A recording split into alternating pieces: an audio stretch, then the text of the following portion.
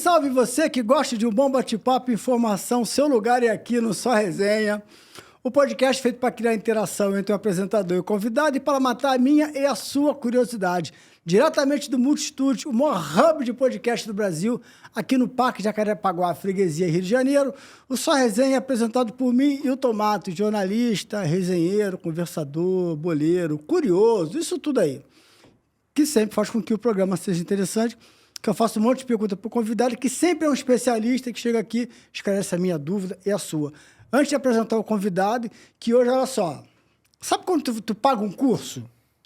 Tu vai lá e paga um curso para quê? Para aprender. Então fica aí, maluco, tu vai ter uma aula hoje, a gente vai ter uma aula de gestão, administração esportiva, de futebol, de tática, momento do futebol, comparação do futebol brasileiro com o futebol lá fora. Temos aí eleição na CBF, novo presidente, vem Copa do Mundo, SAF. Então fica sentado aí.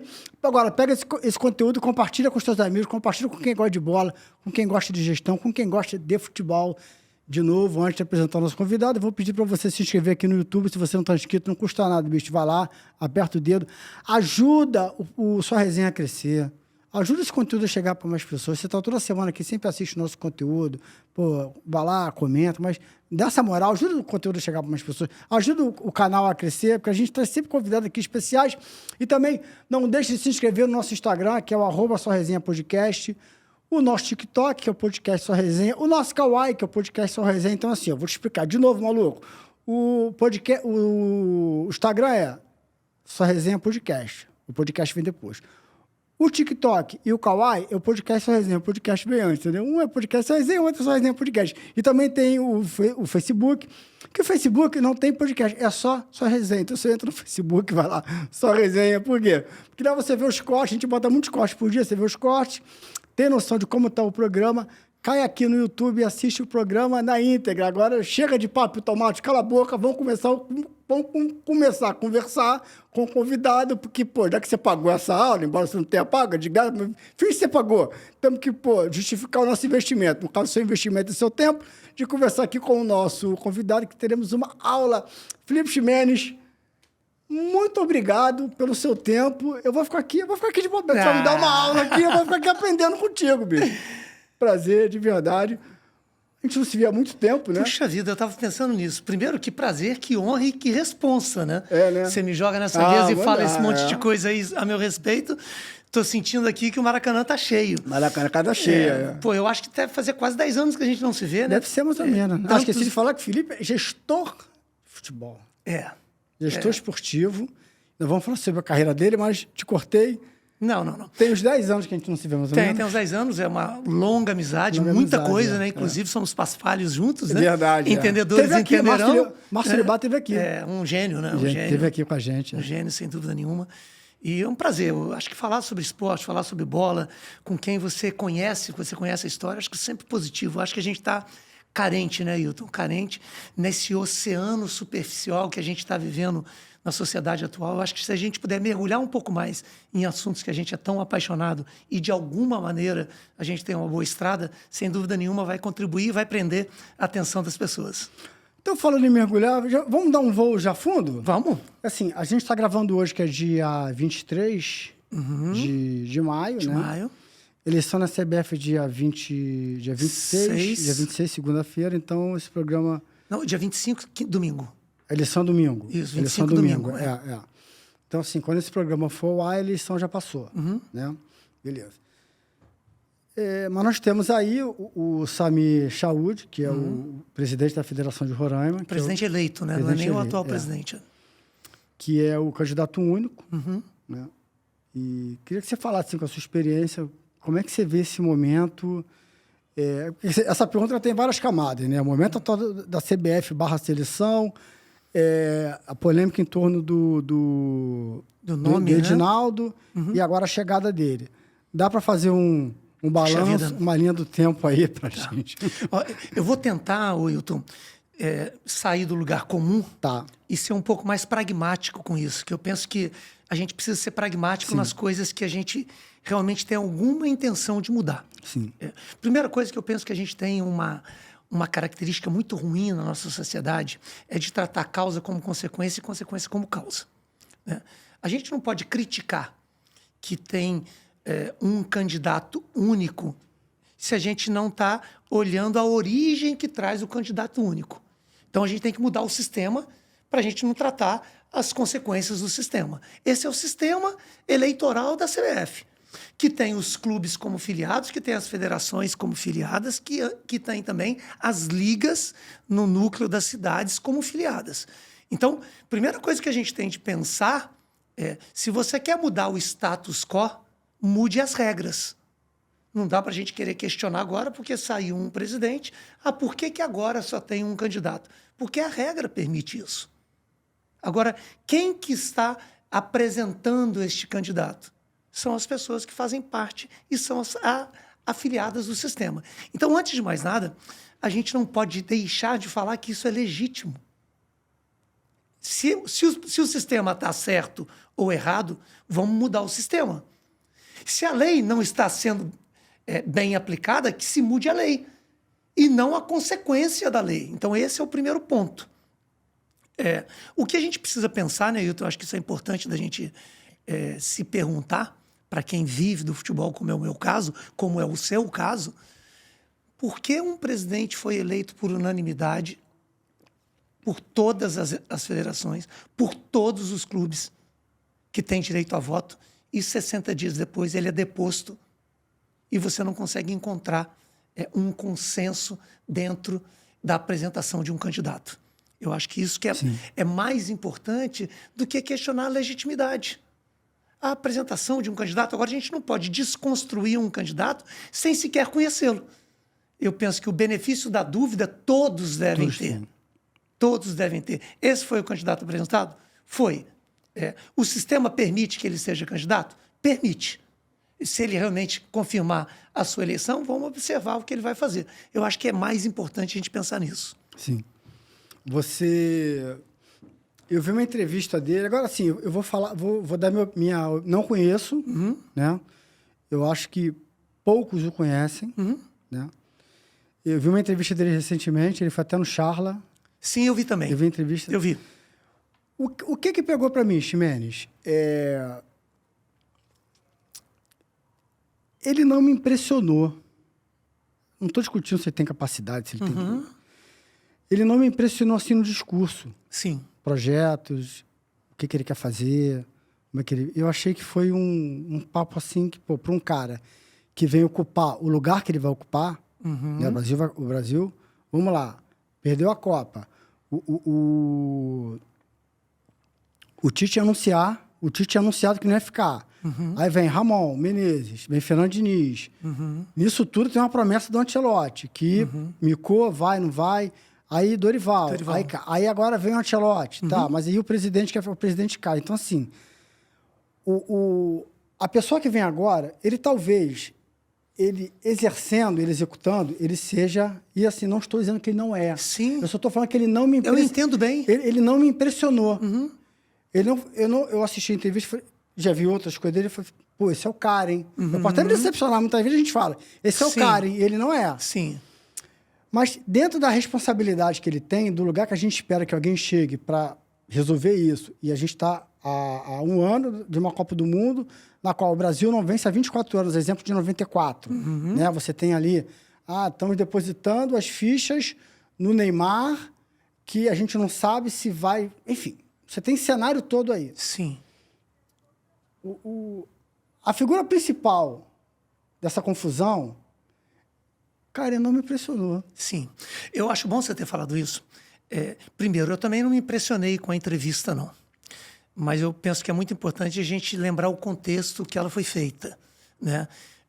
Num momento de ebulição muito grande, onde o interventor, na época, o Fernando Sarney, tinha acabado de marcar as eleições, ele estava se apresentando, ele tinha acabado de se apresentar como candidato único. Eu penso que a mensagem que eles tentaram passar ao colocar o Samir como candidato era uma mensagem de juventude. Então, a comunicação de uma pessoa de 41 anos para ser presidente, eu acho que foi muito clara. Sem dúvida nenhuma, ele não trouxe nada que a gente falasse assim, meu Deus, se eu votasse, eu votaria nesse cara.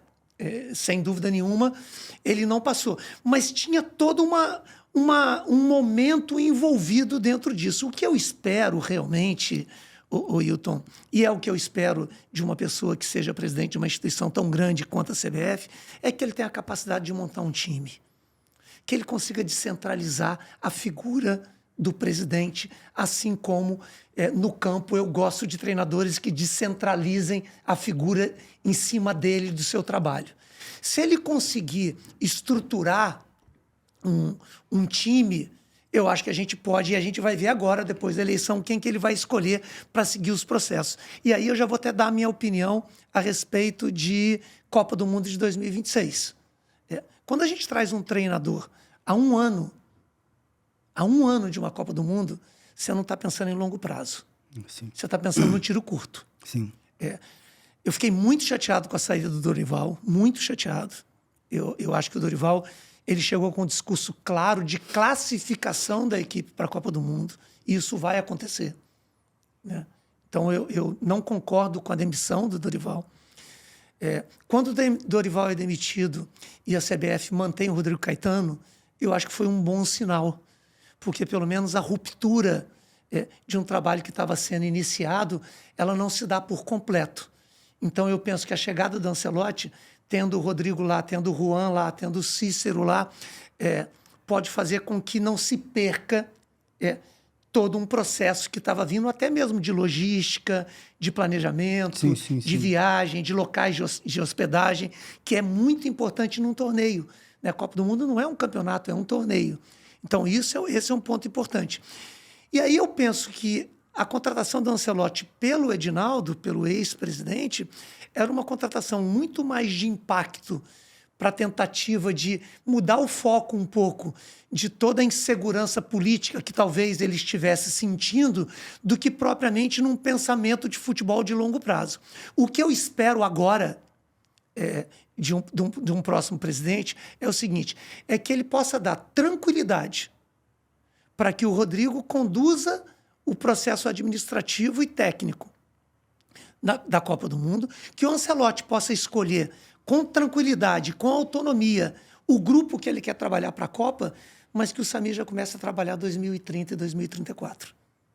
Aí sim a gente pode pensar em algum trabalho, porque o Hilton, apesar de ser formado em Educação Física, o meu mestrado é em Educação. Então eu não penso que a educação seja o melhor caminho para transformar o futebol do Brasil. A educação é único. Só através da educação a gente pode pensar em algo de longo prazo. E aí, tanto que eu não gosto nem de falar categorias de base. A gente tem de falar nas categorias de formação do Brasil. Sim. Então, se a gente está formando atleta, e se a gente quer formar atleta na escola brasileira, eu acho que a gente não pode pensar em menos que 8, 10 anos para que o fruto desse trabalho possa dar algum retorno de médio e longo prazo e que a gente possa sustentar isso por muitos anos. Você falou duas coisas aqui. Falei que tu ia ter uma aula. Primeiro, realmente, o cargo de técnico da seleção é um cargo político. Evidentemente que, não estava bem, perdeu de 4-0 ali, nego forçando uma barra, e imaginava que eles iam tirar o Dorival, que é uma pessoa que eu trabalhei com ele no Flamengo, né? Eu me lembro. Eu fui assessor do Flamengo, eu trabalhei com ele. Figura séria, corretíssima. Ele é aquilo ali que você vê naquele jeito dele de falar. Sim. Ele é aquilo ali fora. Uhum. Adoro ele, filho dele, enfim. Ele faz bons trabalhos. Mas aquele é um cargo político. Quando você fala de equipe de trabalho, o Ricardo Rocha, nosso xerife, veio aqui já 2 vezes. Meu querido amigo. E semana retrasada, quem veio foi o Jorginho, tetracampeão. Sim. E aí esse papo começou lá atrás com o Ricardo Rocha, depois o Ricardo Rocha veio com o Moser, vieram os dois juntos, tive o prazer de receber os dois aqui. E eles levantam essa bandeira, e o Jorginho, que semana passada, falou isso também. De ter, a exemplo da Argentina, que tem ali grandes nomes no seu corpo de direção, no seu corpo técnico, a CBF também trazia esses caras. O Jorginho aqui virou até um corte meu disso. Ele fala, a gente tem o Ricardo Rocha, a gente tem o Dunga, a gente tem o Cafu, a gente tem um Gilberto Silva, a gente tem o Lúcio. São nomes, são caras assim, campeões, são vencedores, são os caras que vai ajudar a fazer uma interface da direção com os jogadores, na representatividade. O adversário vai ver, vai dar uma tremida. Tu imagina o Branco, o Cafu sendo recebido lá fora, então não um outro cara da CBF que não tenha tanto estofo assim. Eles acham que isso iam ajudar muito a dar segurança, a encorpar o trabalho. Aí você falou, espero que o Ancelotti forme a sua equipe e tal. O que você acha disso, assim, da CBF copiar assim, pegar esse exemplo que funcionou da Argentina e encorpar, trazendo esses tetracampeões, pentacampeões para dentro da estrutura? Cara, essa pergunta é muito legal, Wilton. E são coisas que parecem paradoxal o que eu vou falar, mas não é. Assim, eu não gosto muito da personificação de pessoas para justificar o sucesso ou insucesso de um fracasso. Eu acho que a gente precisa pensar muito numa escola do futebol brasileiro, no que a gente pode transmitir. O futebol brasileiro, ele construiu uma cultura muito verbal e muito tácita, pouco científica. A gente escreveu pouco por muito tempo, e isso faz com que pareça que a gente não tem uma escola, que a gente não tem uma filosofia de trabalho. E nós temos. Nós temos uma filosofia no futebol brasileiro. Esse é o primeiro ponto. O segundo ponto, eu não vejo problema nenhum de você trazer um capitão, de você trazer uma figura emblemática para dentro de uma seleção brasileira. A gente teve, por exemplo, o Zico em 98, a gente teve o próprio Zagallo em 94, junto com o Parreira, que envergava, que falava muito sobre essa cultura. A gente tem dentro da CBF o Branco, um tetracampeão, que está nas categorias de base há muitos anos no Brasil, nas categorias de formação. Sim. Por que não o Branco? Subir ele, né? Por que não o Branco está ali dentro dessa figura? Só que eu penso que essa escolha precisa ser de quem comanda. Eu acho que o treinador ele tem que ter a liberdade de escolher essa pessoa. Se o Ancelotti quiser levar o Cafu, se o Ancelotti quiser levar o Kaká, se o Ancelotti quiser levar o Jorginho, qualquer que seja, o Ricardo Rocha, eu acho que cabe a ele. Mas eu não gosto muito da gente personificar o sucesso, como se quem ganhou a Copa do Mundo de 94 não tivesse tido insucessos também. Não é o caso. Eu acho que a gente precisa pensar em estruturar uma equipe, sabe, Hilton? Antes a gente fala assim, levando ali podia resolver o problema. Eu acho que não é esse o caso. Eu gosto disso particularmente. Eu acho que o fato do Juan estar lá e ter sido mantido, eu acho que já é importante. O Juan é um jogador de seleção brasileira, é um jogador que tem história fora do país. Eu acho que ele pode transmitir isso, mas, de repente, o Ancelotti pode escolher por outro, mas não vai ser isso que vai fazer a gente ganhar ou perder. Não é nem que... Assim, a pergunta não é... Tem que levar porque vai ganhar. E se tiver, vai ganhar. Não é nem essa, assim. A ideia de ter um comitê para encorpar. Te agrada? Eu não gosto muito de comitê, não. Não? Hilton, não. Não gosto muito disso, não. Sabe? Eu sempre acho que o futebol ele precisa ter uma cadeia de comando pequena, em número ímpar, entendeu? Porque... a decisão de você levar ou não levar, o que separa você convocar alguém de não separar, de não convocar alguém, é uma linha tão tênue que quanto mais gente você tem, você acaba trazendo mais incertezas. Sim. Sinceramente, incertezas. O que eu espero agora mesmo é que se dê autonomia total para que o Ancelotti escolha o time com quem ele quer trabalhar. Até porque eu não consigo enxergar o Ancelotti fazendo um planejamento de ciclo de 2 Copas do Mundo na seleção brasileira. Não? Você consegue? Não. Não, eu não sei.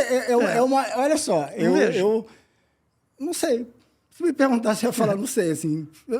Primeiro, assim, eu não sei qual é a conversa deles. Uhum. Se na conversa deles está, olha só, tu vai ter um contrato até, sei lá, julho do ano que vem. Sim, parece que é isso, né? Ou julho do ano que vem, mas, sei lá, se passar das quartas, tem um aditivo aqui para tu ficar até 2020... 2030. 2030, entendeu? Sim. Se for até as quartas... Claro que o Ancelotti não precisa disso, né? Sim, não. Pô, não. Escolhe o que faz da vida, né? Sim. Não sei, assim, se tem uma condição ali, dependendo de como for, fica. Não sei se ele vai querer também. Isso já deve estar resolvido, a gente não sabe, acredito. Sim, pode ser. Acredito, a minha questão é, ele era para você, assim, ele era o nome certo? Puxa vida. Tu era a favor ou não de... Não era a favor. Tu achou que ia chegar aqui Se eu pudesse... no Só Resenha, ia ser mole, ia ser assim, frufru. Se eu pudesse escolher, eu não escolheria um treinador estrangeiro. Primeira pergunta, tu era a favor de estrangeiro ou de brasileiro? Esse é o primeiro ponto. Não é questão de ser contra um estrangeiro. É a favor de um treinador brasileiro, isso ponto. Eu não vou ficar em cima do muro. Né? Volto a dizer, não é contra treinador estrangeiro. Eu era a favor de um treinador brasileiro. Esse é o primeiro ponto. E quem seria o seu? A gente tem que pensar em momento. Né? Naquele momento ali, eu teria 3 nomes. Renato Gaúcho, Rogério Ceni ou Roger Machado. Porque as pessoas... Poxa, mas que diferença? Sim, são diferenças. São treinadores com perfis completamente diferentes. Mas aí eu estaria pensando num ciclo de 2 Copas do Mundo. Sim. Sinceramente. Eu acho que qualquer um desses 3 nomes que eu falei aqui, eles teriam condições de pensar o futebol brasileiro num projeto Sexta Estrela. O Jorginho esteve aqui e falou a mesma coisa. O preferido dele é o Renato. Para você ver. Então, o Carlos Alberto também. Então, eu escolheria um desses 3. Dito isso, você não pode falar que a escolha do Ancelotti é uma má escolha. Consegue entender? Não, claro é impossível você falar que o atual melhor treinador da temporada de 24, o atual campeão da Champions, né, é uma má escolha. Aí é uma besteira tremenda. E também isso não quer dizer que eu vou passar a torcer contra. Pelo contrário. Claro. Eu sou Ancelotti Futebol Clube agora, torço demais. Eu tenho amigos, como eu te disse. O Rodrigo Caetano é uma pessoa muito próxima a mim e que eu quero que ele conduza esse processo, porque isso é a validação que nós tivemos de uma função no futebol brasileiro, que é a função de diretor executivo. Então... Exatamente. A gente está na cadeia produtiva do futebol, né, Felipe? Se você, sucesso do futebol brasileiro, Brasil... Vou dar tiro no meu próprio pé. Campeão, claro. É bom para você, para mim... Não faz sentido. Claro. Não faz sentido. Não faz sentido você torcer contra. Pelo contrário. O futebol cai... Sim. É ruim para todo mundo, Então, você acha que... Não, porque no sonho imaginário coletivo do brasileiro, acho que o número 1 seria até o que está na moda, o Guardiola, né? Que seria o grande nome, e depois o Ancelotti. Mas depois vocês por meia dúzia ali no sonho importante. Depois, já que veio o Ancelotti, o Ancelotti agora. Em um ano, ele não morando... Embora ele goste de trabalhar, isso já que é a favor dele também, né? Dar esse benefício da dúvida e do perdão a ele. Porque ele gosta de trabalhar com brasileiro. E aí o Kaká fala dele, o Falcão fala dele, essa galera toda defende ele. Ele gosta de trabalhar com brasileiro e tal. Não sei até que ponto ele tem acompanhado, né, aqui o futebol brasileiro. Sim. Ele está acompanhando, enfim. Não sei se ele assiste todos os jogos, enfim. Mas deve estar monitorando ali os principais. Seleção brasileira é momento, né, Ailton? Ele tem que saber escolher bem o momento. Eu acho que, assim, eu não sou esse tipo do cara que você passa um ciclo de 4 anos, aí, de repente, no último ano, está chegando um puta de um cara e você abre mão dele para poder manter coerência de ciclo de 4 anos. Você está indo disputar um torneio de 30 e poucos dias, onde você vai fazer 7 jogos. Então, você tem que ter uma sensibilidade muito grande de escolha, uma percepção muito aguçada do momento, do encaixe da química dentro do processo. Né? Se a gente imaginar isso, né? Todas as conquistas nossas, 2002, 94, 70, elas vieram sempre temperadas de uma insegurança muito grande, né? Antes da Copa do Mundo, e a gente foi crescendo dentro do torneio, né? E nisso, sem dúvida nenhuma, o Ancelotti é um craque, né? E aí, eu estava conversando aqui com o Jorginho e a gente fez uma relação que muita gente faz, que é 2002, o Filipão assume, faltando um ano, a situação parecida. Mas o Filipão, tava aqui no quintal, via tudo. A gente tinha uma geração ali dos Ronaldo, Rivaldo, Roberto Carlos, Cafu, uma geração, assim, desmereceu, assim, melhor do que a geração atual. Mas mesmo assim a gente não pode trabalhar com essa superstição, né? Porque uma coisa é uma coisa, outra coisa é outra coisa, né, cara? Não dá pra trazer isso pro campo da superstição, né? Deu certo em 2002, o cara vai chegar faltando um ano aí, vai. O Zagallo pegou também na saída do João Saldanha, de 69. A gente teve, se você parar e pensar, né, de 82 para 86 também, o Tele saiu, depois voltou no final. Então, todo esse processo faz parte muito mais de uma superstição e do que propriamente, quando eu digo, né, quando o presente vira passado, ele parece que começa a ficar mais bonito, né? Eu gosto muito de falar assim, o passado não era tão bonito como a gente fala hoje, o presente não é tão ruim quanto a gente imagina, e o futuro não é essa coisa que todo mundo imagina que vai ser um desespero. Pelo contrário, vamos viver o dia a dia e vamos ver o que vai acontecer.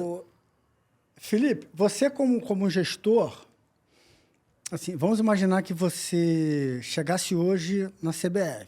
Uhum. Você é o presidente, ou você vai ser o braço direito do presidente e tal. Uhum.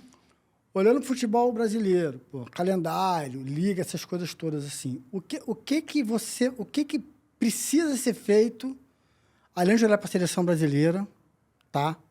Mas dentro do futebol brasileiro, o que precisa ser feito, o que deveria ser feito hoje, sob uma nova gestão, para que se organizasse mais? Boa pergunta.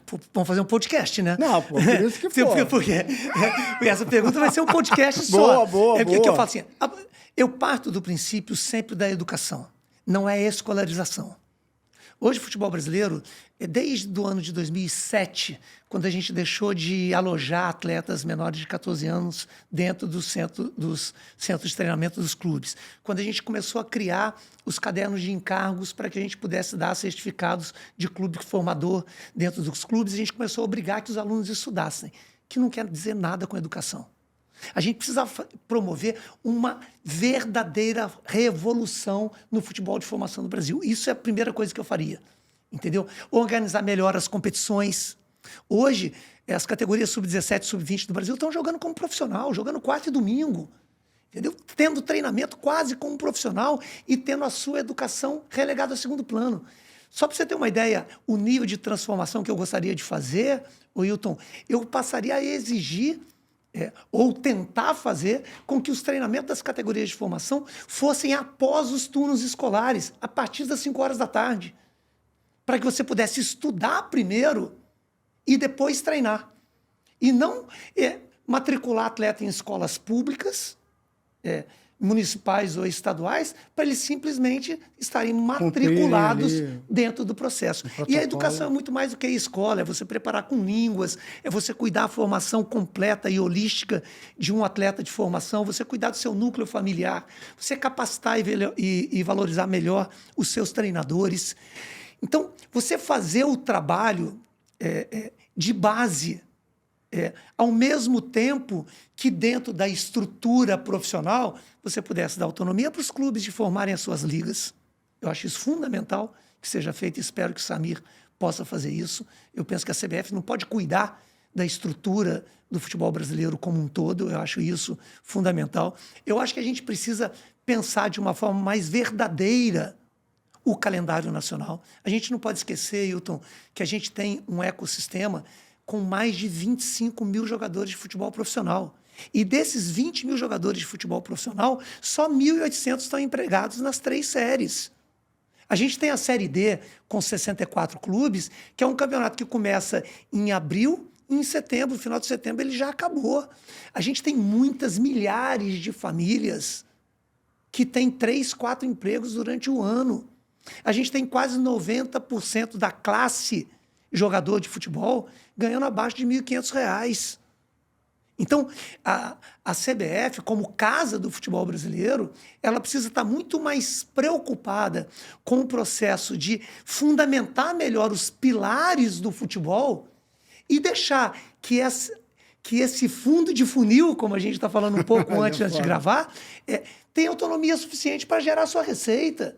A gente não pode reprimir um clube como o Flamengo, que já ultrapassou o 1 bilhão de receita anual, o Palmeiras, que já ultrapassou o 1 bilhão de receita anual, para ficar dentro de uma estrutura que ainda se movimenta muito lenta, de uma forma muito lenta. Então, eu acho que educação, para que a gente colha frutos daqui a 8, 10 anos, calendário, para que a gente possa pensar de uma forma mais humana a classe, o ecossistema do futebol brasileiro, autonomia para clubes, que eu acho fundamental, e a questão que eu sempre digo do fair play financeiro. Mas não o fair play financeiro de limitar salários, porque isso quem dita é o mercado. O fair play financeiro ele precisa ser muito mais de que você não gaste mais do que arrecade. Você não pode, como o futebol brasileiro fez nas últimas 3 décadas, chegar no meio de uma temporada e fazer 5, 6, 7, 8 contratações para se livrar de um rebaixamento e poder aumentar sua dívida em 50, 100, 150 milhões por ano. Eu acho que o fair play financeiro ele precisa ser muito mais voltado para isso. E que a gente consiga, dentro dessa estrutura toda, respeitar a Lei Geral do Esporte, que é a lei que nos rege. E, a partir daí, a gente, ao separar e departamentalizar todo esse ecossistema, deixar com que ele possa crescer de uma forma orgânica que eu sei que a gente tem condições. Essa várzea aí de... tá caindo, aí contrata 6, 7 para tentar... E a dívida... Isso, assim, a gente pegou uma época que isso era toda hora, Meu Deus né? do céu. Era só a várzea, Meu Deus né? do céu. Hoje não tem tanto assim, né? Hoje diminuiu. Hoje diminuiu, Eu não sou né? tão otimista assim, não. É? Né? Que eu digo... Ainda tem várzea? Isso acontecia nas prefeituras, antes da Lei 8666, a Lei de Responsabilidade Fiscal. As prefeituras fechavam seus orçamentos com aumento de receita. Na nossa época, que, na verdade, a nossa época é a de hoje ainda, né? Mas a gente estava lá naquele tempo, os clubes fechavam os seus orçamentos com venda de jogadores, né? Então, assim, tem 100 milhões para entrar e 200 milhões para gastar, então eu vou vender 100 milhões de jogadores, que nunca acontecia isso. Eu não vejo ainda os clubes com essa austeridade tão grande, sinceramente, não vejo não, viu? Não. E assim, hoje, a gente estava conversando aqui, porque este mês a gente conhece há mais de 20 anos, Mais né? de 20 anos, com certeza. Ele já... A gente se conheceu no Vasco e... No Vasco, em 2003, final assim, da eu me lembro de você ali em 2003. Em 2003 eu já estava no Vasco Barra, né? Mas eu já estava muito antes. Mas acho que o primeiro contato meu contigo foi em 2002, Pode 2003. Então já tem 20 e tantos anos aí, né? Pô, não dá nem pra esconder. Né? Tio tá cabelo branco, barba branca, não dá nem pra esconder. Não tem mais 8 anos, não vou contar a minha idade, não tem mais 8 anos. Nem 28 e nem 38, talvez, né? Mas a gente tava falando da nossa época aqui, porque a gente, fora do ar, tava relembrando aqui, época raiz, né? Vestiário, aquelas coisas, fumar dentro de vestiário e tal.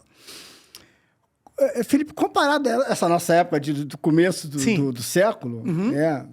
Dos anos 2000 ali, para hoje, cara, mudou muito, né? Meu Deus do céu, o mundo mudou absurdamente, né? Mudou muito, né, cara? A gente tinha... os clubes do Rio hoje todos têm CT, na época não tinha. Não. Né? A gente tem um profissionalismo, assim, mudou muita coisa, né? A própria televisão. Sim. Eu acho que a gente não avançou na velocidade que a gente precisava, até porque o gap nosso era muito grande em relação aos grandes mercados, mas a gente avançou muito. Avançou muito, né? Talvez não na velocidade necessária, a gente avançou muito. Eu penso, sem dúvida nenhuma, a Lei 14.183, que é a lei da SAF, é uma lei muito importante, é uma ferramenta, mas é uma lei importante para o futebol brasileiro.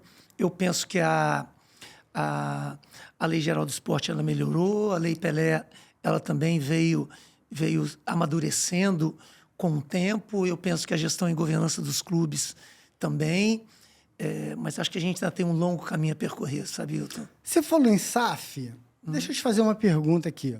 14.193, eu falei 183, 14.193. Se tu falasse 12.024, eu ia acreditar em você. Eu acho que eu ia decorar, né?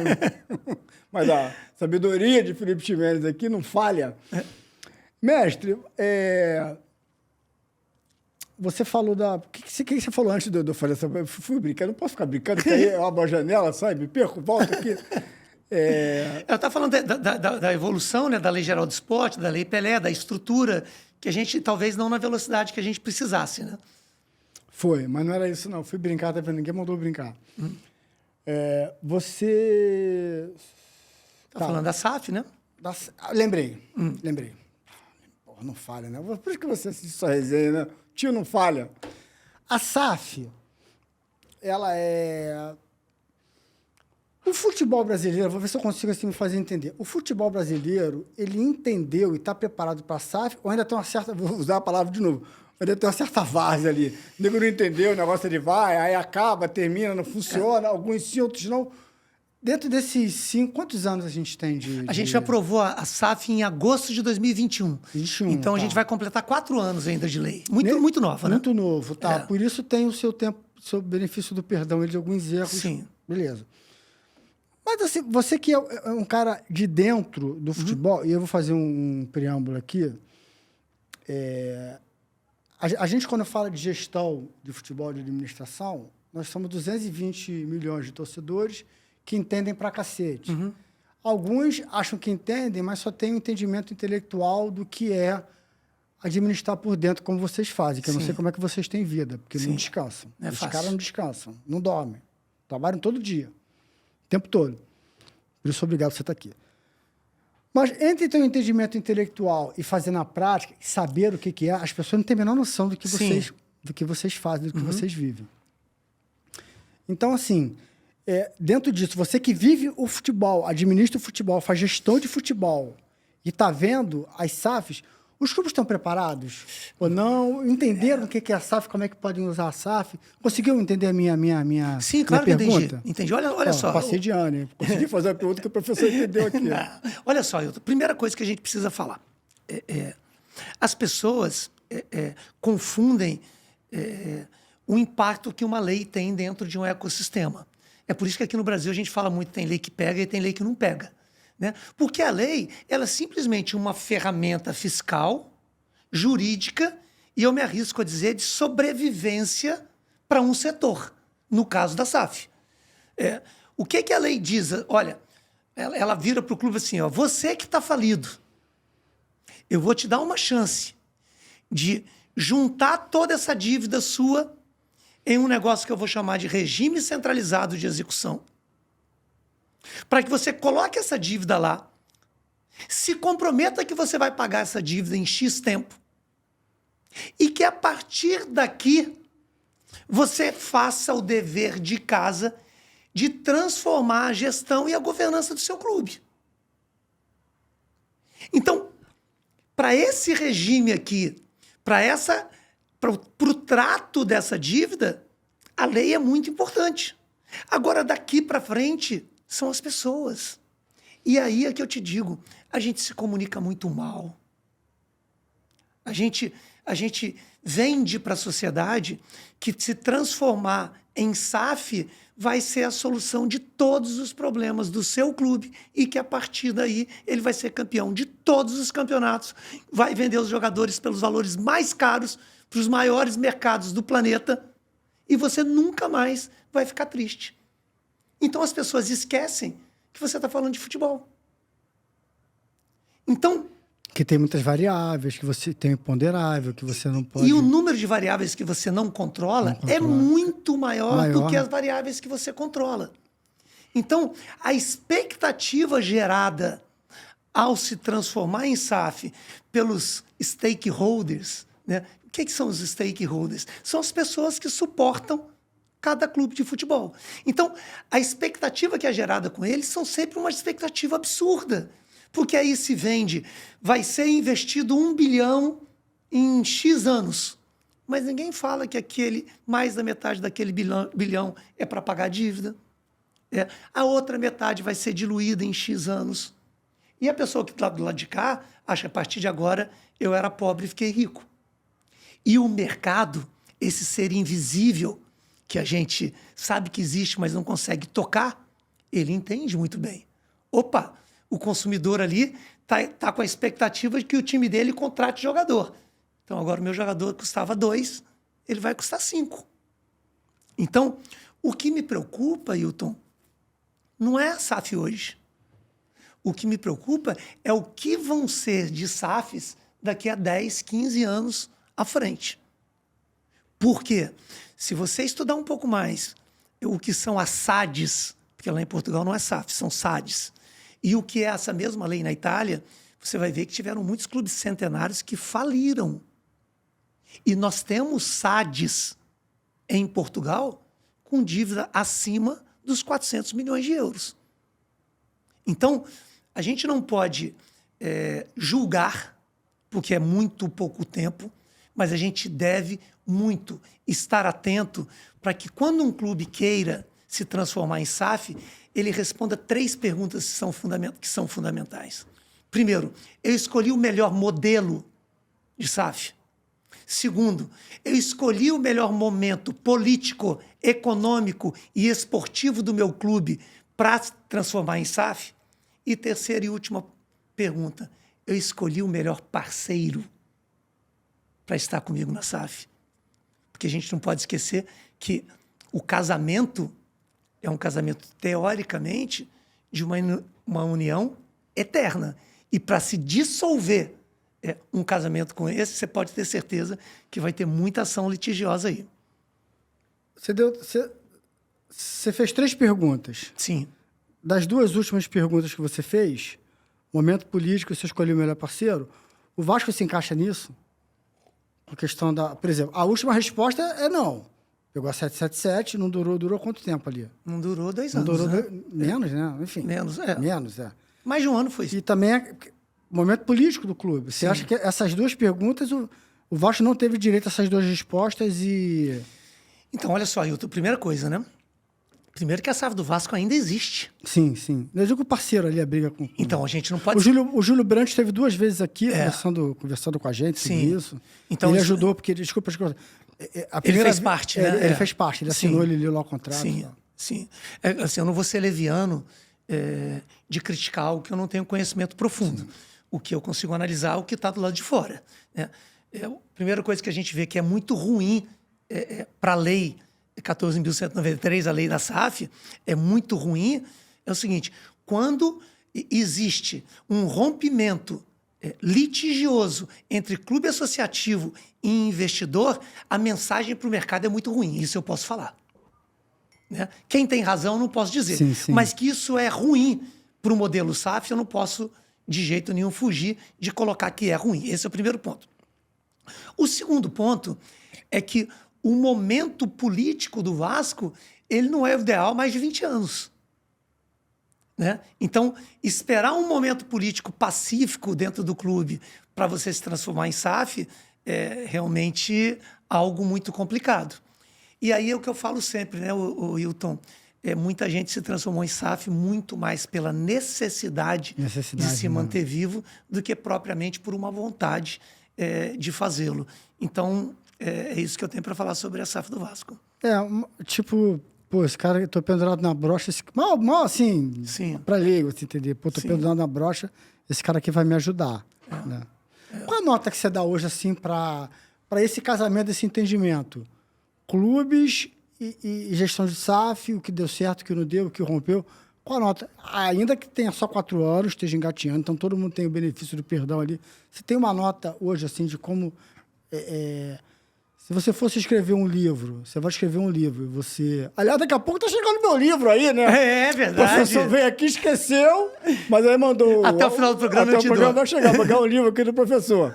Se você tivesse que escrever um outro livro sobre a história da SAF do Brasil em 4 anos, ele teria um tom. Qual a nota desse tom? 10, 5, 6, 4, 7? Qual seria a nota que você dá pro tom que você...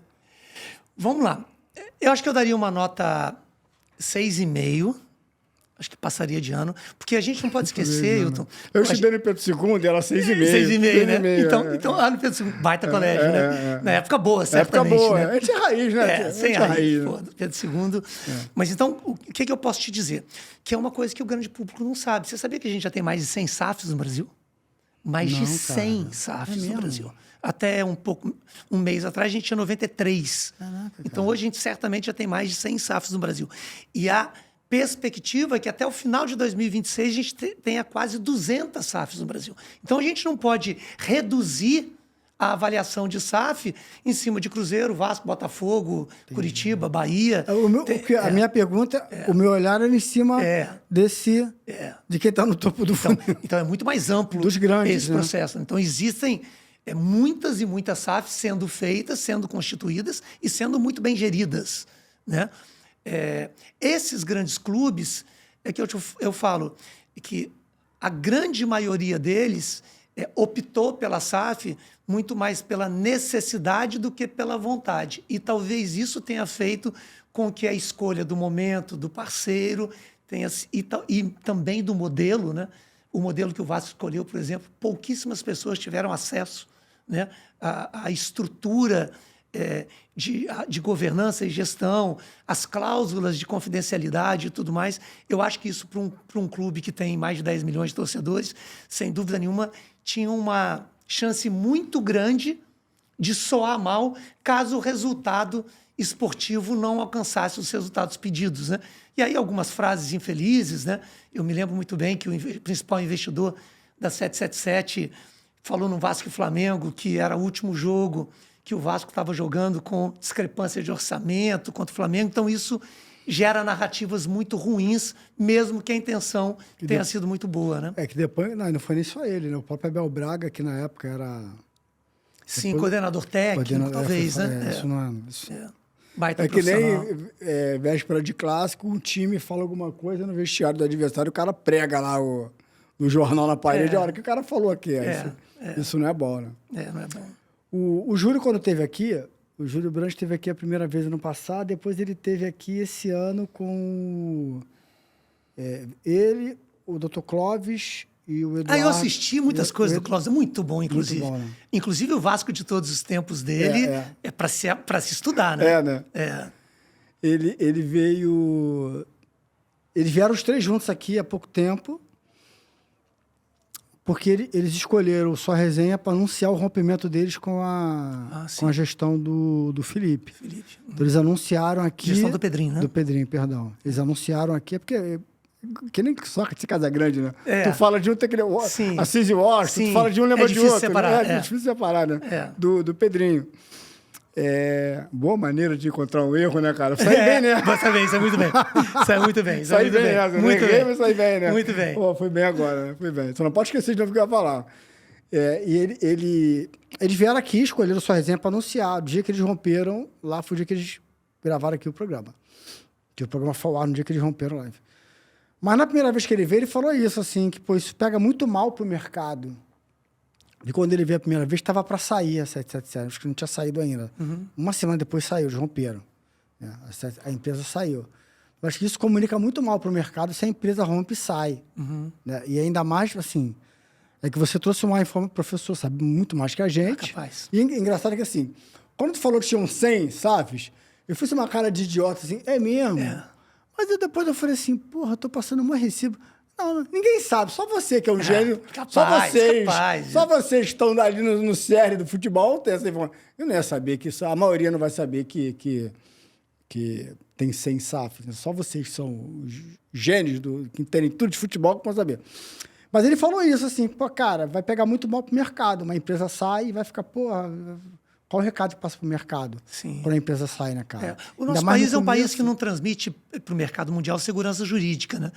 Então, quando você passa essa... Porque uma coisa, Wilton, que eu falo sempre, é quem vive o futebol, quem vive o clube e está acompanhando ali os meandros, os detalhes das coisas, ele tem até uma visão diferente do que aquele que vai ler só o headline. Então, o investidor que está lá em Wall Street, em Nasdaq, na Europa, e está investindo nos mercados, ele recebe lá, ao longo do dia, os seus press kits e tudo mais, ele bate o olho, ele vai ver os headlines. Então, investidor que colocou um dinheiro por maior ou por menor, tendo sido combinado ou não, em determinado clube, saiu por causa de uma liminar. Então, são coisas ruins, mas eu sei que o Pedrinho... se amparou muito para fazer isso. Pedrinho, aliás, é um cara seríssimo, né?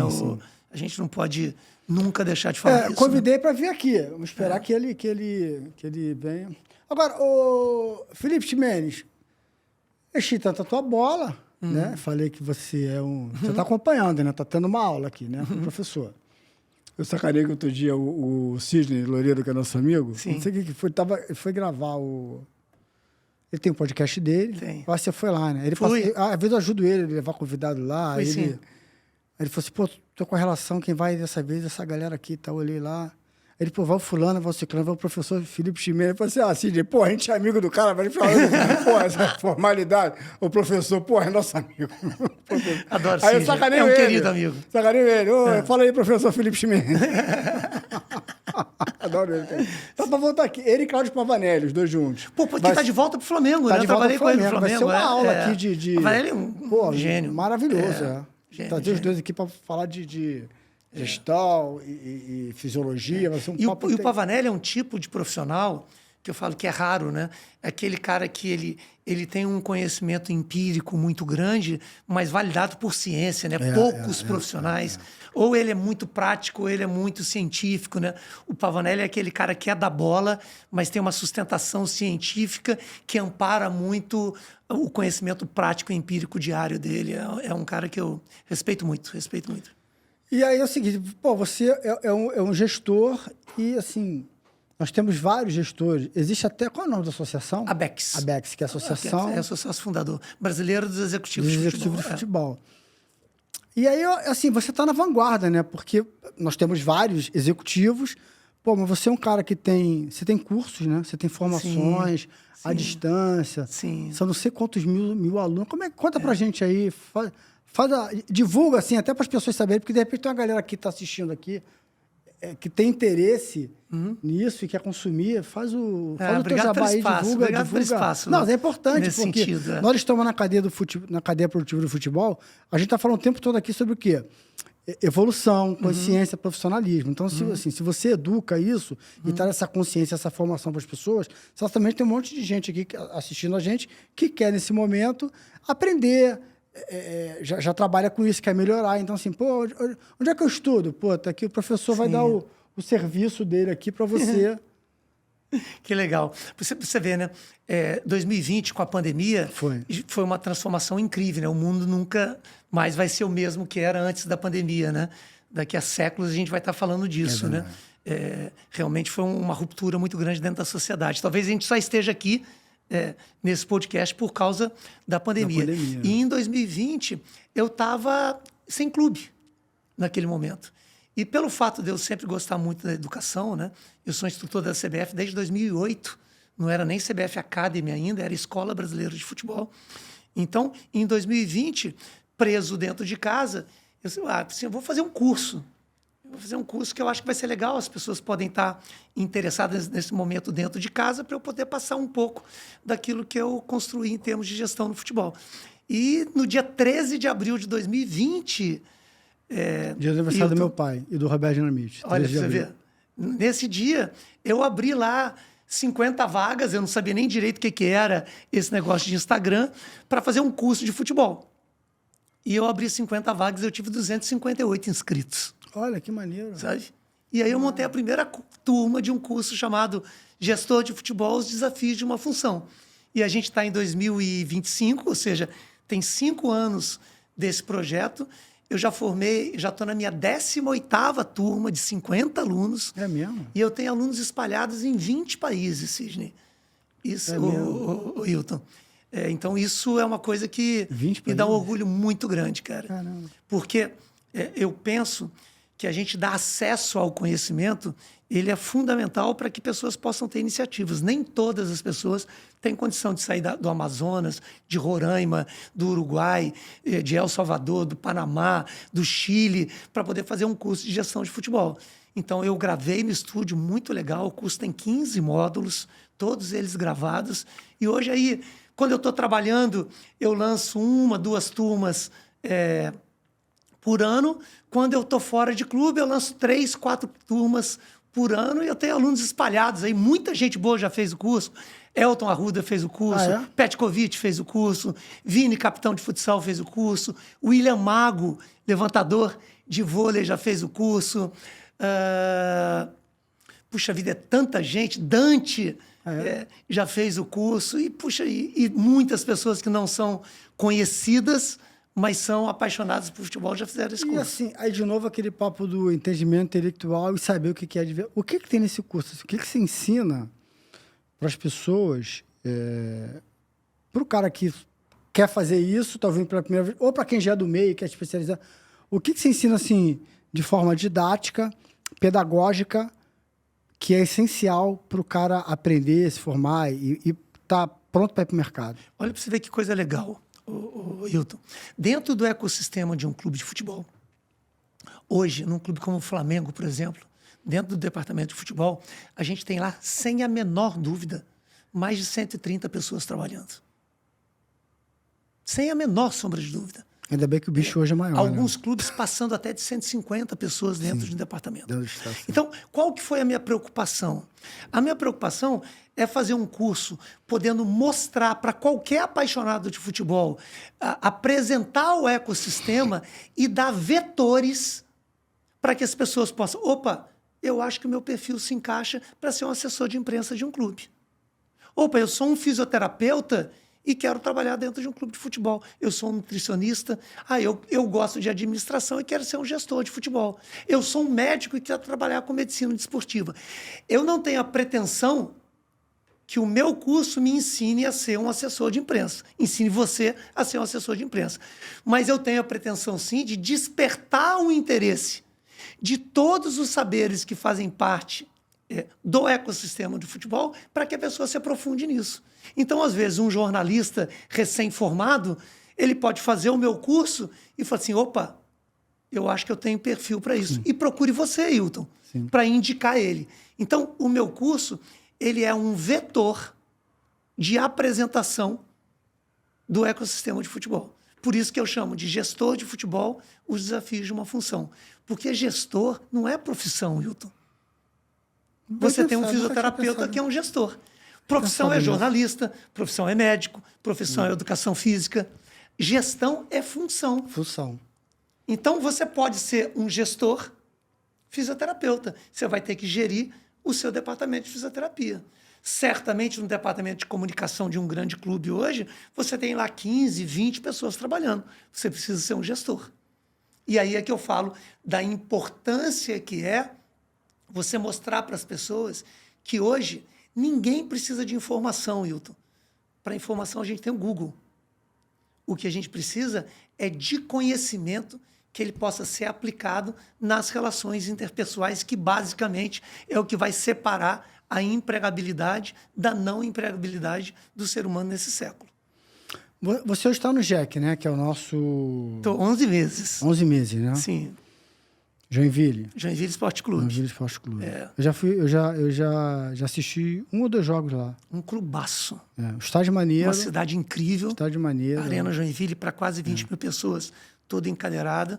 A maior cidade do estado de Santa Catarina, o maior PIB de Santa Catarina, de um estado que é incrível. Violência zero, eu acho, né? Uma coisa assim, não é uma violência zero, mas é uma sensação de segurança absurda. A gente está a 35 quilômetros de Jaraguá do Sul, que é a cidade mais segura do Brasil. É uma cidade que trabalha há mais de 20 anos com desemprego zero. É uma coisa impressionante. E eu estou tendo uma experiência muito legal. Então foi Jaraguá do Sul. Eu estive lá com o Flamengo em 2013, quando eu fui assessor. Aí eu não sei se a gente concentrou, não sei se foi em Joinville ou em Jaraguá do Sul. Eu sei que na hora que o time descia, o jogador descia para ir para o ônibus, para ir para o estádio, eu no hotel, eu tinha uns torcedores, uns fãs ali, né? Eu fui na recepção e falei, pô, os seguranças do hotel aqui para dar um suporte aqui. Não, aqui a gente não tem segurança, não. Não preocupa, não. Aí eu fui entender o negócio ali, cara. Não tem... É isso. Não tem segurança, não tem... Por isso que eu falei violência zero, tá? Não é zero, mas não é zero, mas é bem próximo disso. Ô, Ximenes, qual é a principal atribuição hoje de um executivo de futebol? Então, no caso do Joinville, eu estou exercendo a função de CEO, né? Mas é um clube que só tem futebol. Ele tem futsal também, que, aliás, é uma das 3 maiores equipes do país. Um grande abraço para o Valdecir e para o Vitor, que são os gestores, também junto com o James, do JEC Crona. Mas eu penso que, antes de mais nada, o diretor executivo de futebol é uma função meio. É uma função que ela tem uma importância tremenda de ser a interface entre a estrutura estratégica do clube e a estrutura tática e operacional. Ou seja, a alta gestão do clube determina as estratégias a serem aplicadas pelo executivo, e o executivo é responsável por implementar essas estratégias, eu acho fundamental, dentro do tático e operacional. O executivo é muito importante em validar a filosofia do clube, Eu acho isso importantíssimo dentro do clube. Colocar todos os processos e fazer com que as gerências possam trabalhar de uma forma harmônica e integrada. Isso é dificílimo, como eu te disse. A gente tem hoje, no meu modelo de gestão, 6 gerências e dentro dessas 6 gerências, determinados clubes, você tem aí 150 pessoas. Então, você tem que fazer com que essas pessoas respeitem os seus limites, saibam a importância das suas funções e, naturalmente, responder perante ao departamento de futebol de um clube, perante aos seus stakeholders, sejam ele imprensa, sejam ele alta gestão, sejam ele os poderes do clube. No caso de um clube associativo, são os seus conselhos. No caso de um clube como o SAF, são os seus investidores, o seu conselho de administração. E nos clubes que têm o CEO, né, o executivo está ligado diretamente ao CEO do clube. Tá, a gente quase trabalhou junto no Flamengo, né? Quase. Eu cheguei pouquinho depois que você. A gente quase trabalhou junto no Flamengo. Pouquinho depois,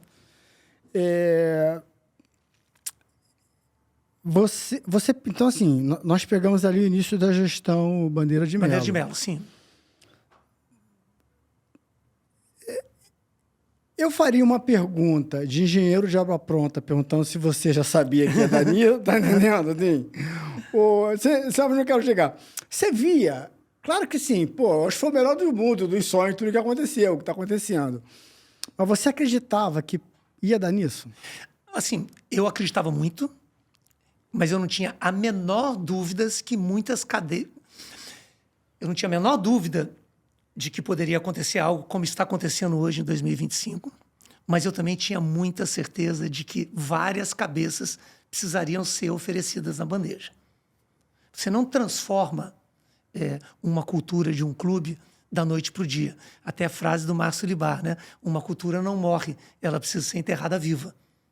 E, para isso, muita gente tem que oferecer a sua cabeça em prol de uma transformação. E foi isso que aconteceu no Flamengo, né? Tanto que você pode ver que um grupo que ganhou a eleição lá em 2012 se transformou praticamente em 4, 5 grupos políticos dentro do Flamengo. Mas a instituição foi preservada. Eu acho que a grande vantagem que o Flamengo teve, eu acho que o Eduardo Bandeira ele tem uma importância muito grande disso, é que a instituição ela avançou independentemente das questões políticas. Então, acho que isso é muito importante. E a gente está tendo aí, dentro até de uma certa normalidade, uma alternância de poder. Eu acho isso bacana, né? Porque o Eduardo ficou 6 anos, depois ele perdeu a eleição para um grupo que ficou 6 anos, que se transformou talvez em 2, 3 grupos, e agora está entrando um outro grupo. Então, eu acho que isso é salutar para o Flamengo, né? Talvez todos eles tenham uma origem de uma utopia, né, que nasceu lá em 2009, talvez, né, que eles começaram daquele processo. O primeiro encontro, né? Eles perderam a eleição para a Patrícia, se não me engano, né, que ficou 10, 11, 12. Eles entraram em 13, então todos os que estão lá fizeram parte desse sonho inicial. E eu acho isso muito louvável. Sabe? Eu acho que em algum momento, naturalmente, algumas pessoas vão se afastar, outras vão se reaproximar. Então, hoje você vê ali no Flamengo o BAP, que está desde lá de trás, você vê o Cláudio Prakovnik, que está desde lá de trás, e outras pessoas que faziam parte. O Rodrigo Tostes, se não me engano, o BAP que e o fazia Rodrigo parte Tostes, disso. Na época da eleição, os dois vieram aqui, gravaram comigo, e eu fiquei muito bem impressionado. Então, eu acho isso muito... Não, são pessoas todos muito capazes. Todos muito capazes, né? Ali Alexandre Póvoa, na época, Eduardo Bandeira, Valim Vasconcelos, o Alexandre Vorobel, todas essas pessoas contribuíram com muitos tijolos para a construção do Flamengo. É claro que aí tem a vaidade, a gente não pode deixar de citar o Marcos Braz, que também é uma peça importantíssima, né? E que teve estatura para suportar o peso da vitória, né? Porque suportar o peso da derrota, muita gente suporta. Tem muita gente forte para isso. Agora, suportar o peso do sucesso, são poucos que têm estatura para isso. Então, eu acho que é salutar o que acontece dentro do Flamengo, apesar de, naturalmente, se estivessem todos juntos, talvez o Flamengo pudesse estar ganhando ainda mais, né? Ô, Rafael, tá aí, Rafael? Eu acho que o meu presente chegou, professor. Eu acho que chegou. Eu vi o Rafael ali acenar, ó. Eu acho que o meu presente chegou. Eu não podia esquecer. Pô, ganhei aqui, ó. Olha, que prazer. Ó, o certo é certo mesmo dando errado. Felipe Ximenes aqui, ó. Obrigado. Aqui, espero que você leia. Aqui também, ó. Pô, vou ler com o maior carinho. Vou ler com o maior carinho, pô, professor. Contracapa assinada pelo professor Parreira. Prefácio assinado pelo Petkovic. Petkovic esteve aqui com a gente, professor Parreira. Professor Parreira atrás do livro. Isso. Ó, professor Parreira. Que é, meu Deus, uma referência mundial, né? Mundial. O livro tem vários QR Codes de interação do atleta, do leitor. Se aponta o QR Code, ele vai lá validar ou mostrar um contraponto do assunto que eu estou Cara, falando. sabe o que está me chamando a atenção aqui? A qualidade a gráfica diagramação, editorial, né? cara. Tomei muito cuidado com isso. Porra, não é aquela coisa feita assim, aí, quanto é que tu cobra pra... Não, isso aqui teve uma gestão aqui de tempo, de pessoas, para ver quem faz isso aqui. São 11 aforismos, né, que eu chamo de camisas, né? Então, são 11 camisas, né, que tem aí para poder fazer uma alusão. Logo na 10, não sei porquê. Né? Oi? Curiosamente, quando eu abri aqui, caí logo na 10. É mesmo? Eu acho que você vai gostar, cara. Não, eu vou ler. Pô, eu vou dever de cá. Professor, obrigado. Obrigado você. Obrigado pelo livro, não pelo programa, porque ainda temos programa aí. Ó, obrigado. O certo é certo mesmo dando errado. Ih, fazendo M aqui, ó. Não deixe de comprar, professor Felipe Ximenes. Obrigado, obrigado. Aqui, só pelo Instagram. Só pelo Instagram? Só pelo Instagram. @Felipe Ximenes. Felipe Ximenes, Felipe Ximenes, com X e o S de Ximenes com... No final com S, não com Z. Isso. Que tem que explicar didaticamente, porque faz confusão. Sim, faz diferença. Então, o Felipe Luiz do Flamengo, por exemplo, é Felipe com I. E o Felipe Coutinho é PH. Confusão. É uma confusão. Tem que dar Google para escrever o nome dele. Eu, quando cobri a Vasco que ele estava começando, eu tinha que dar Google para poder achar. Escrevi o nome dele errado muitas vezes. Acredito. Tem que dar Google. Pô, acredito. Não confusão. Vamos voltando aqui. Você chegou a ter alguma conversa assim com ele? Você sentia nele com Bandeira? Né? Sim. Chegou a ter algumas conversas, sentia nele assim que o compromisso dele, a seriedade? Muitas conversas. O deputado Eduardo hoje, né? Eu posso chamar de amigo. Nunca deixo de responder um chamado meu pelo WhatsApp. Quando eu ligo, ele sempre...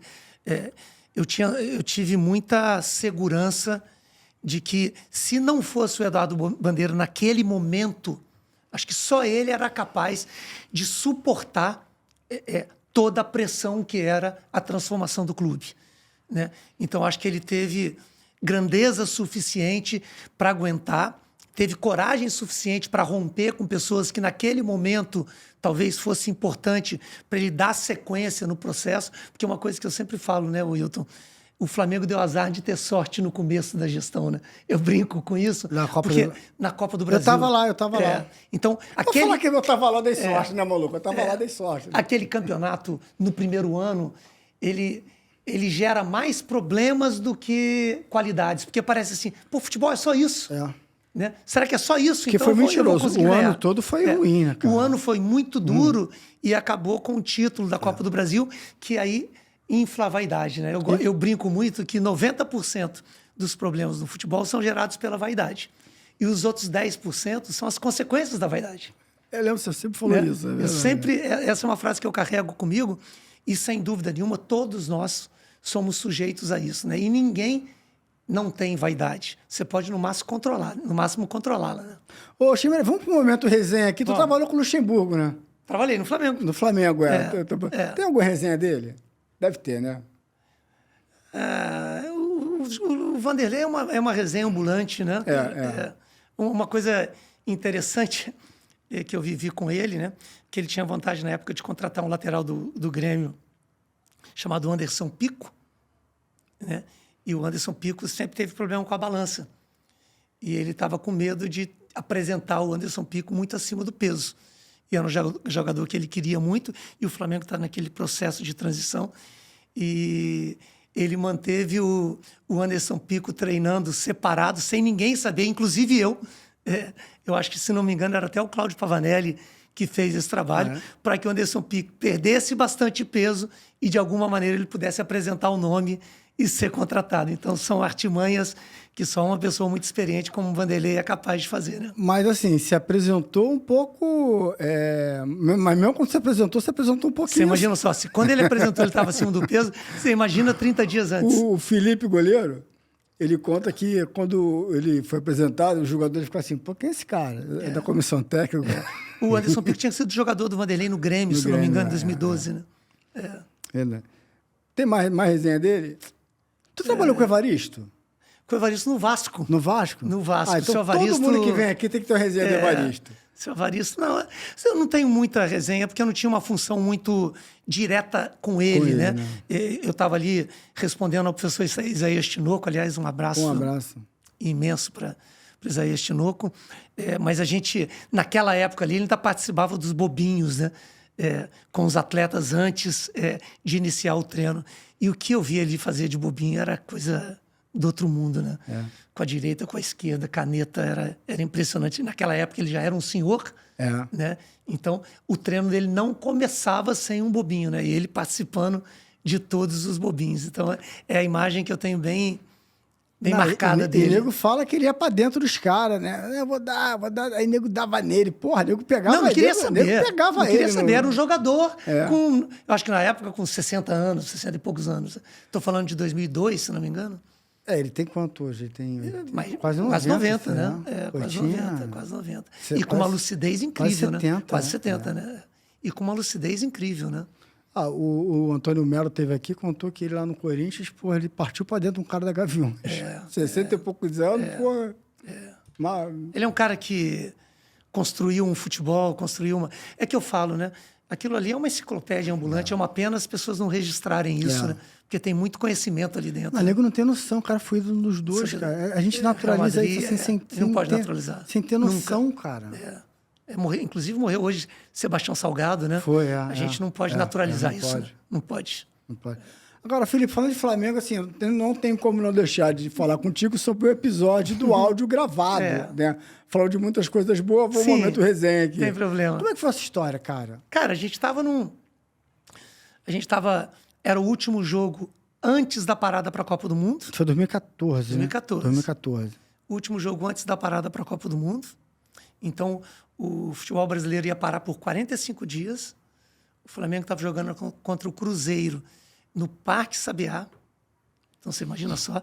Depois daquele jogo, a gente daria 10 dias de folga para o elenco. Entendeu? Perdemos de 3-0, muito feio. Muito feio. A diretoria queria cancelar a folga. Entendeu? E eu optei por manter a folga, porque era uma coisa importante. A gente não tinha nem local para treinar. E a estratégia que eu tive era falar duro com os jogadores, que é absolutamente comum dentro do ambiente do futebol, né? E manter a folga e, com isso, acalmar um pouco a diretoria para que ela pudesse diminuir aquela raiva inicial de uma derrota impactante para um time que acabou como campeão naquele ano. Então, eu assim o fiz, né? Só que o Parque do Sabiá estava passando por uma reforma, estavam pintando o Parque do Sabiá e tinha uma repórter, na época da ESPN, que atrás do vestiário tinha um espaço entre a parede e a arquibancada, né? Porque o vestiário era bem embaixo. Ela, acho que pediu para o repórter subir a escada e jogou o microfone por cima da parede. E aí captou um pouco mais de 2 minutos dessa conversa dura minha com os atletas, transmitiu isso ao vivo, falando que era o treinador que estava tendo essa conversa dura. E isso foi muito ruim, sem dúvida nenhuma, né? Não a conversa, né? Mas a transmissão ao vivo dessa conversa.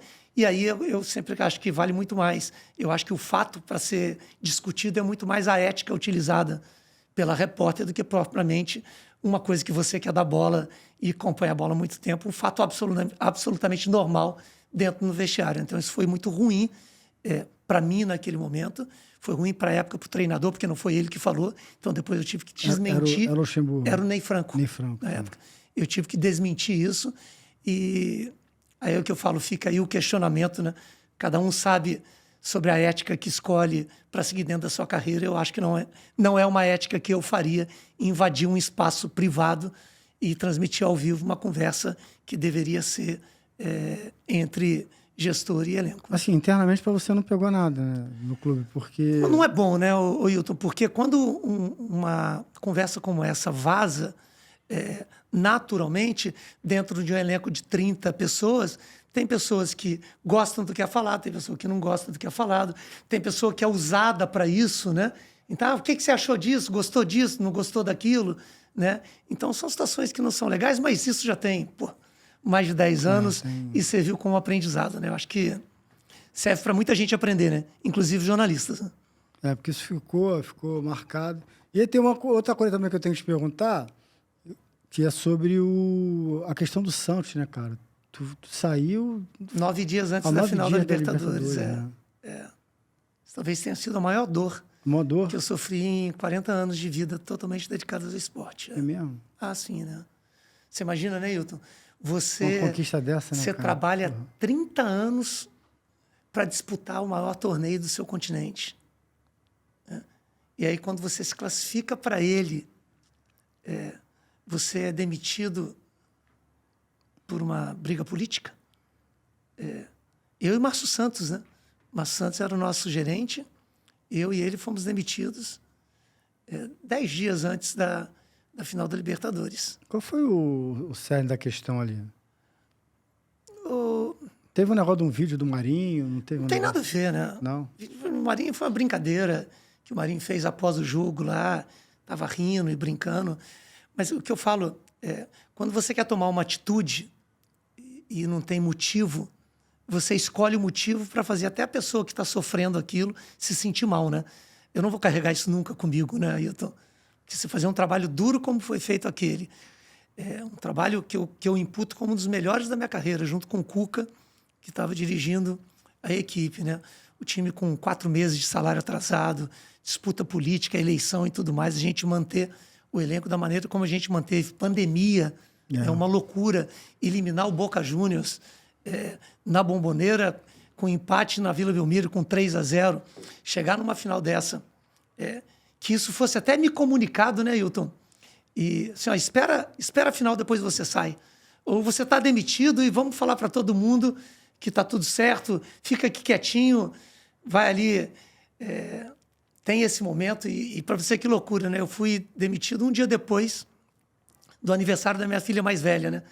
E eu tinha dado de presente para ela uma camisa do Santos para ela assistir a final da Libertadores, né? No dia da final, eu fui para dentro de uma sala de cinema para poder não ver, porque como que eu ia torcer contra? Botou o telefone no modo avião? Não, eu desliguei o telefone, eu não queria saber o que ia acontecer. Eu falei assim, Deus, seja o que for, porque eu não vou torcer contra as pessoas que eu estava trabalhando até 10 dias atrás, né? Claro. E o que você ia sentir dentro de um negócio desse? Foi, olha, eu não desejo para ninguém isso aí, cara.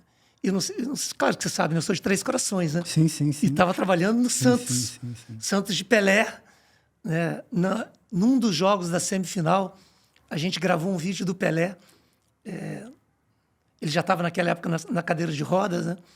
Na cadeira de rodas. É verdade. Então a gente gravou um vídeo para poder motivar os atletas e tudo mais.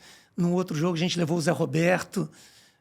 No outro jogo, a gente fez um bingo, sorteamos televisão, tudo para tirar a atenção daquele momento, né? Porque estava tendo eleição no clube. O Santos é um clube muito político, né? Ou seja, mais um aprendizado, né? Falando em Santos, você acredita no Neymar? O que você acha do Neymar? Acha que ele volta, que ele não volta? Você acha que ele é a nossa esperança para a seleção brasileira na Copa? Eu não tenho a menor dúvida disso, né? Eu não tenho a menor dúvida que o Neymar é ainda o melhor jogador brasileiro em atividade, sem a menor dúvida. Fiquei muito feliz que eu vi agora, ontem, ele voltando aos campos. Ontem, né? Apesar do Santos ter sido eliminado pelo CRB, ele jogou ali pouco de 25 minutos, em torno de 25 minutos, foi muito bem, bateu o pênalti. A gente está aí há 1 ano de uma Copa do Mundo. A gente não pode abrir mão de um jogador como o Neymar. Eu tenho certeza que ele paga um preço muito alto pelo tamanho que ele tem e acredito muito, muito mesmo. E não vou cometer a insanidade de falar que o Neymar não é uma grande esperança nossa dentro de uma Copa do Mundo. Que, aliás, a última Copa ele fez uma grande Copa do Mundo. Grande Copa.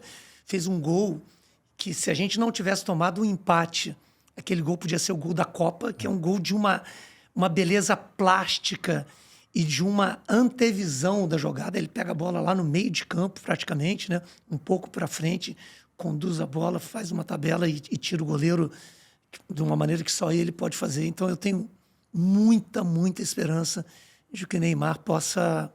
Assim, o Brasil com o Neymar numa Copa do Mundo é um, o Brasil sem o Neymar numa Copa do Mundo é um menos muito. Você acha o Vinícius Júnior superestimado? O Vini Júnior, ele escolheu empunhar uma bandeira muito pesada no país que ele joga. Eu sei o peso. O Vinícius Júnior era sub-15, né, quando eu estava no Flamengo. Uhum. Então eu sei o peso que é a bandeira que ele resolveu empunhar, que eu admiro muito. Poucos têm, com o tamanho dele, com o potencial dele, com o dinheiro que ele ganha, a coragem de empunhar essa bandeira. Ele não foge da briga. Eu acho que isso é importantíssimo de ser falado. Eu acho que isso, de alguma maneira, faz com que as pessoas misturem o julgamento e o conceito sobre ele. Eu acho que ele ainda tem idade para poder explodir muito. Eu acho que ele ainda pode crescer muito, pode evoluir muito dentro do futebol. Não acho ele superestimado nem subestimado. Eu acho que ele é ainda um jogador em construção. Sinceramente. Eu acho que ele é um jogador... Eu acho que a gente comete um erro muito grande, sabe, Hilton? Já passou da época da gente achar que jogador acima de 23 anos não tem nada para evoluir. Acho que isso é um erro que a gente comete. A gente já está vendo jogadores de alto nível, não só no Brasil, mas como na Europa também, jogar as principais ligas aí acima dos 35, 36 anos. Eu acho que isso é muito possível de fazer. Você acha que ele pode crescer ainda? Acho. Acho que até renovou agora com o Real, né? Renovou com o Real. Acho. Eu não tenho dúvida nenhuma disso. Eu vejo o Vini, até porque é um jogador que se cuida, né? O Vini é um jogador que ele tem muito para crescer ainda. Taticamente, tecnicamente, como jogador, como ser humano mais maduro. Eu acho que ele vai escolher melhor as brigas que ele vai entrar. E, então, eu acredito muito. Acredito muito. Só para completar, né? Nesses últimos anos aí, o próprio Real Madrid, né? Com o Vini, com o Rodrigo, com Mbappé, ali talvez não deu essa liga necessária para que ele ficasse na posição dele. Então, estava o tempo inteiro ali trocando de posição. Talvez agora ele possa ter aí 2, 3 temporadas escolhendo o melhor lugar para jogar. Vamos ver o que acontece. Professor... Foi bom? Já? Pô, já, infelizmente. Caramba, cara. Puxa vida. É bom que acaba assim com um gostinho de... Teremos aqui Flávio Dias agora, que deve estar... Cadê? Vamos ver se ele já chegou. Já tá ali. Já tá ali? Já tá ali. Flávio Dias, com atenção vascaíno, já tá aqui nosso amigo. Vamos dar um abraço nele ali. Uhum. Tá aqui para gravar a live dele, começa às 18 horas. E... É bom que acaba no auge. Acaba no auge. Porque aí tu volta. Com certeza. Aí tu volta. Vai ser um prazer. Aí a gente, eu tava te devendo, né? Você me chamou um tempão, né, Hilton? Foi. Mas eu entendo. Cara, eu esperei o Zico 10 meses. Puta. Eu esperei o Arlindinho... Mas quem sou eu perto do Zico? Esperei o Arlindinho 13 meses. Meu Deus do céu. Então a gente tem que ver a agenda das pessoas. O Zico, cara, você me permite 30 segundos? Claro. É porque o Zico é um ídolo de todos nós. Né?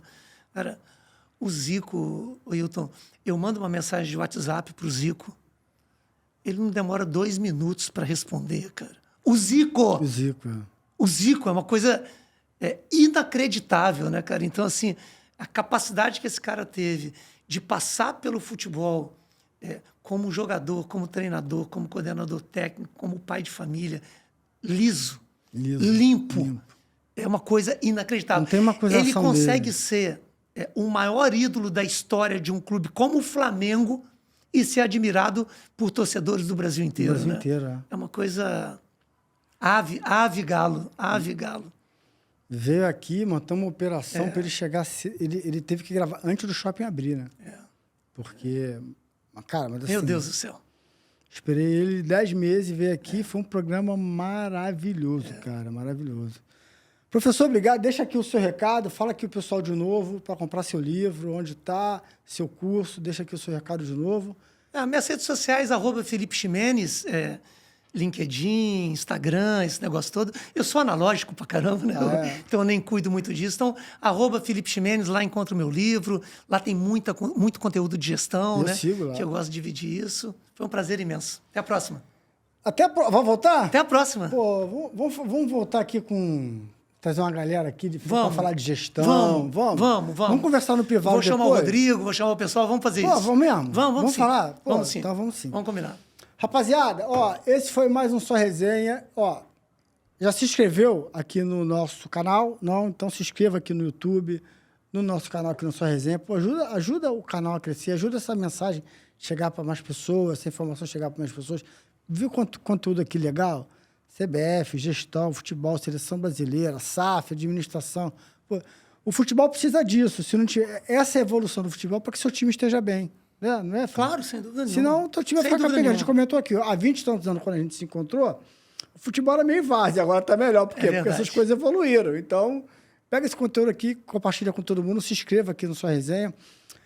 Instagram, Só Resenha Podcast. TikTok, podcast Só Resenha. Kawaii, agora tem muita coisa. Muita coisa. Particular aqui, negócio de maxilar para falar Kawaii, podcast Só Resenha. E o Facebook é só Resenha. Só Resenha. Não tem podcast nem antes nem depois. Por quê? Eu boto muito corte lá. Nossas redes todas. Hoje já passamos de 100 mil pessoas. Que coisa bacana. Nas nossas redes. Parabéns. Essas mídias instantâneas, vocês veem lá os cortes. Eu boto muito corte por dia lá. Você vê os cortes, tem noção de como está o programa. Cai aqui no YouTube e assiste o programa na íntegra, tá legal? Então, vou me despedindo aqui, fazendo o último jabá aqui do professor. O certo é certo mesmo, dando errado, o livro do professor... vou usar o Sidney, né? Sacanagem, né? Sacanagem. Um abraço, Sidney. Livro do professor Felipe Ximenes. Uma aula. E, Sidney foi meu aluno da turma 4. Ah, é? É. Eu falei com ele, eu falo com ele todo dia, aliás, quase todo dia, aliás. E aí, então, esse foi mais um Só Resenha Podcast. Até o próximo. Fui!